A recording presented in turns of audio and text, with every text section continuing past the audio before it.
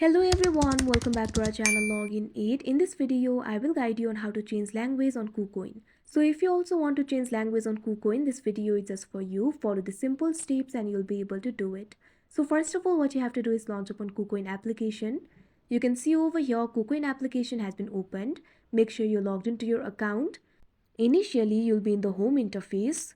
If you want to change the language, what you have to do is tap on the profile icon that you can see at the top left corner of your screen.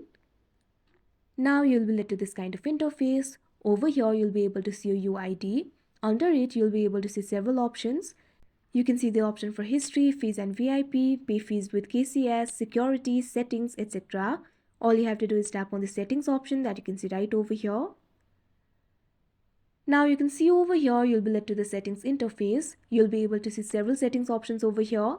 You'll be able to find the option for language, currency, sounds and vibration, clipboard, notifications, theme, etc. In order to change the language, all you have to do is tap on the language option that you can see at the first. Now you can see over here, you'll be led to the language interface. Right now, English is selected. You can see several other languages over here. What you have to do is simply tap on the language of your choice.